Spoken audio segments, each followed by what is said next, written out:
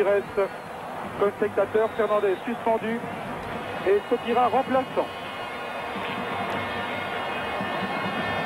Pour la Belgique, Keulemans, Michel Rankin, Enzo Schifo, révélation du championnat d'Europe des nations. Il avait 18 ans, il en a 20 aujourd'hui.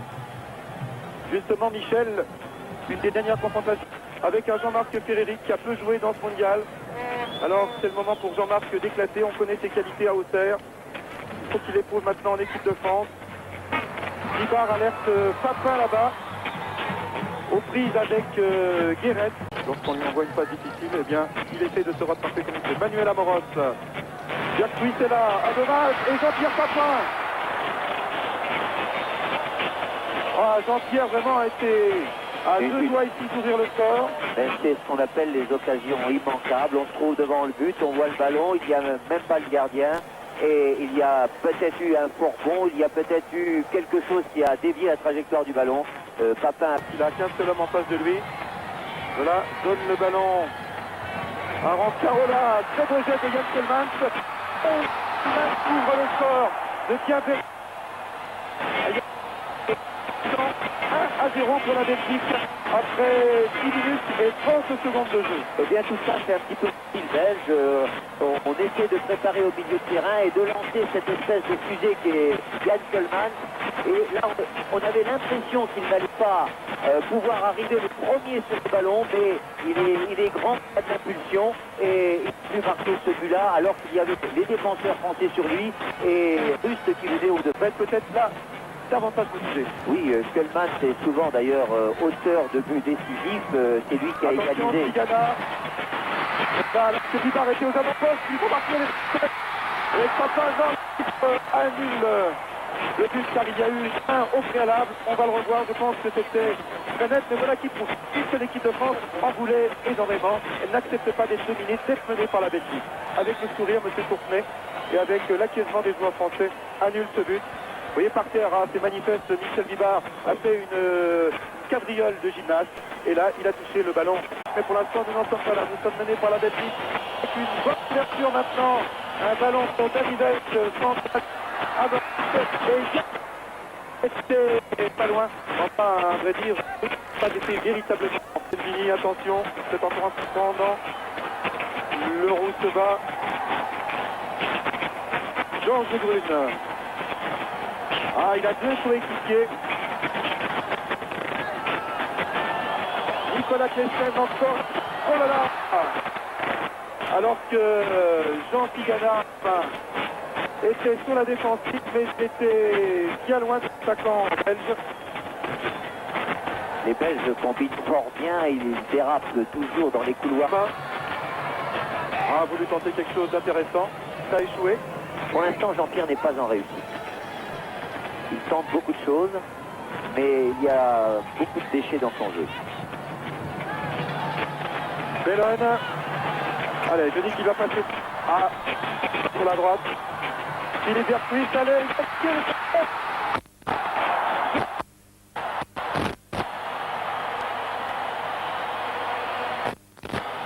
les autres sont passés sur la d'habitude. Un Français à droite, les Français ont enfoncé par Verpuis qui a résisté et c'est Jean-Marc Ferreri finalement qui a catapulté le ballon. Regardez Verpuis qui a battu, pas oublié, un partout. Jean-Marc Ferreri, 27e minute de jeu, France et Belgique, un but partout. Et du jeu français, c'est justement d'aller souvent dans les 16 mètres adverses. Ouais. Sur une passe d'Amoros, voilà, directement le rôle. Directement sur Jean-Marie Pape. Et une frappe tout à fait moyenne en ce qui concerne la force. Alors pas de pion pour l'équipe de France. Là, Tigana a essayé de rechercher Bellone, mais il y avait deux blancs et ça repart par Vervort. Et toujours ce magnifique Tigana qui est partout. On a l'impression que trois pieds sont là. Attention, le ballon, il n'est pas hors jeu. Oh, il manque encore. Une bien belle occasion d'Annie Veitch après sa tête de tout à l'heure. On va revoir cette action et ce contre qui a failli être meurtrier pour l'équipe de France. Alors que Yvon Leroux était à droite et je ne pense pas que Dani Ferreri dans sa position idéale. Là il cherche un partenaire, il n'y a pas beaucoup de solutions, si c'est là-bas sur la droite Bruno Bellone. Ferreri, qui la rend, Bruno. Attention, Bruno. Il va essayer de se rabattre. Il va centrer. Oh, il était pas loin. Vertruis, c'est cela qui a échoué. Dommage de rater, je dirais même pas une occasion. Il y a eu trois fois la possibilité de marquer, même occasion. Papin. Pied gauche, voilà. Un tout petit ballon, tellement petit que Paf en a été tout surpris. Regardez cette frappe du gauche. Ouh, elle roule. Mais la défense pour la Belgique et l'équipe de France. Vertruis, le petit frère de Tigana pour Bernard Gentini. Ah là, il a bien alerté Bruno Bellone, qui joue vite Bellone. Pierre Papin, 42e minute.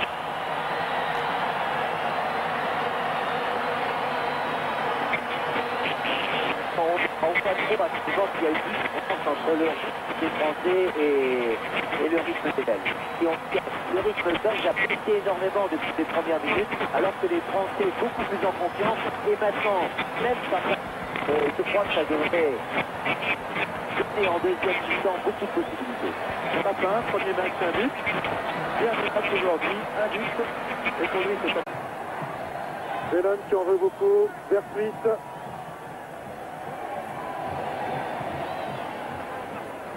Ferreri.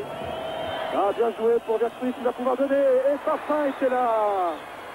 Mais l'a dit Jean-Marie aussi. Quelle promptitude.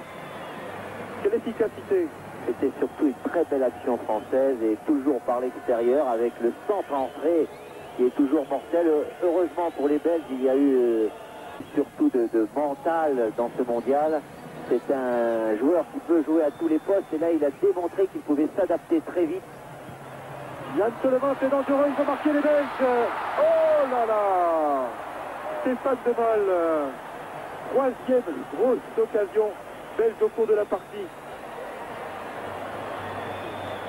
Oh, quel centre très rapide, heureusement qu'un bleu se trouvait sur Demol et là j'ai monté leur handicap, égalisé et donc vous l'avez dit tout à l'heure, ils ne désespèrent pas et ils vont lutter certainement jusqu'à la fin.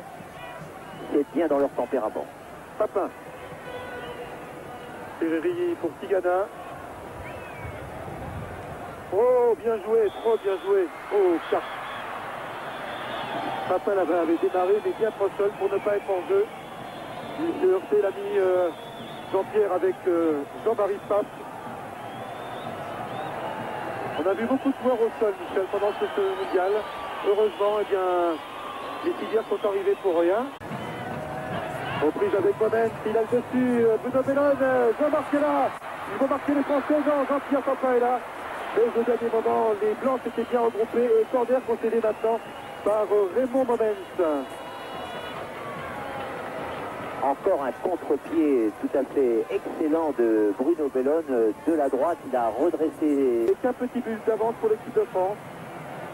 C'est peu et c'est beaucoup dans ce match. Bellone maintenant, enfin Vertruis. Pour Bellone précisément. Voilà, son pied gauche bien sûr. Oh, Papin trop seul. Et des filets qui ont tremblé pour rien. Hors jeu. Une très belle récompense pour l'ensemble du football. Et qui pourra relancer le football. Oh là là, Veille, c'est tout seul, but. Oh, finement joué. Effectivement, depuis maintenant 5 ou 6 minutes, les Belges maîtrisaient davantage le jeu. Le ballon circulait le plus souvent entre les pieds belges. Et là, regardez, dans un mouchoir de poste, un peu comme nous aimons le faire, eh bien les Belges ont réussi à égaliser entre Zayt et Nico Klesen. Et encore une fois, l'action vient de l'aile, l'action vient d'un centre entré, on le répète souvent, c'est toujours l'action dangereuse pour une attaque. Gibard, on va dire que c'était difficile, mais Ferreri est toujours là.